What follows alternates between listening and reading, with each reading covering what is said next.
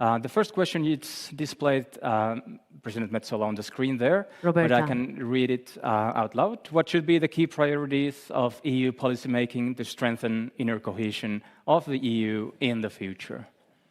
Okay. So first of all, if we look at priorities, now in terms of subjects, I would say migration, climate, security, energy, health. Big topics that I just mentioned. All of them require legislation, laws, decision, negotiation. In the European Parliament, we don't have what we call government and opposition. You have the need to create majorities. Now, those majorities, for all the topics that I mentioned, require you to be pro-European, realistic, pragmatic, good at negotiation, but ultimately know that what is being done is good for your country. So that's the content. In terms of ways to work, we could do better at explaining what we do. We could do better at asking you what you think before we do it. We could be better at costing our initiatives. And we could be better ultimately at implementing.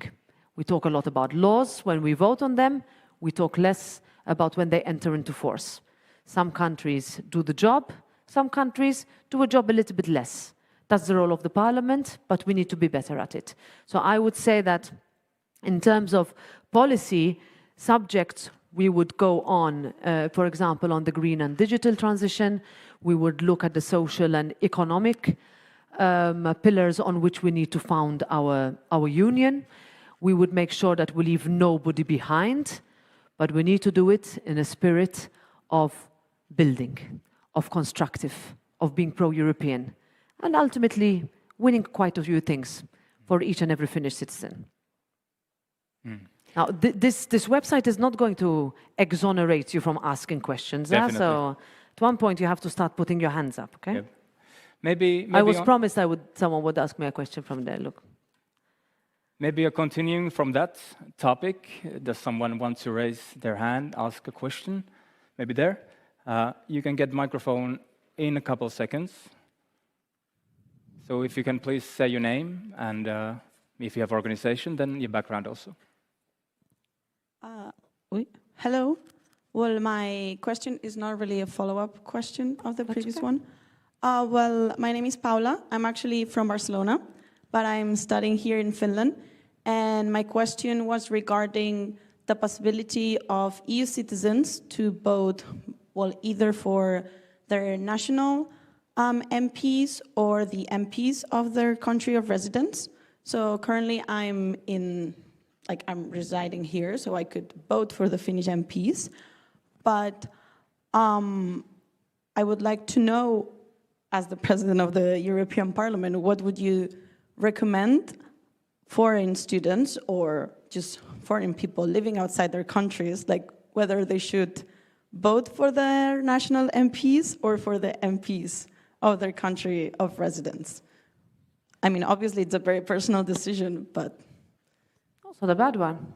Yeah, we have been discussing for a long time the creation of a harmonized electoral law, right? And the possibility for countries or members to run on to represent different countries. In other words, the so-called transnational lists. And we actually had one experiment on this. So in France, there were some non-French who ran and now represent France in the European Parliament, or represent, of course, the European Union with their different nationalities.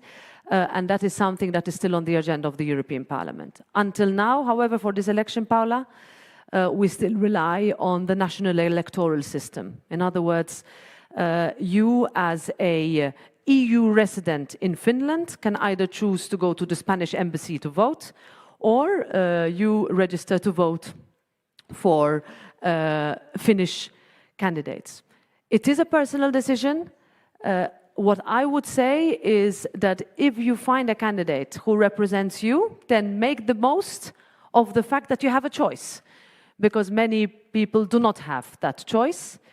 I come from a country, for example, where you cannot vote abroad. You need to physically go back, fly back to the country to vote. And I would really like in my lifetime to see that to be no longer, I mean, for that to be an option.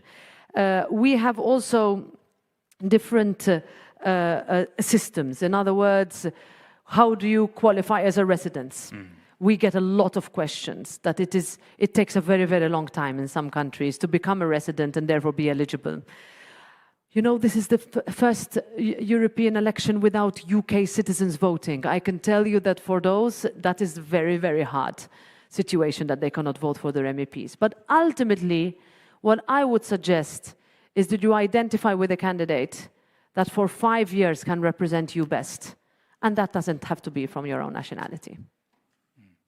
Maybe continuing from that excellent question, maybe someone from the audience here. And state your name and organization. Thank you.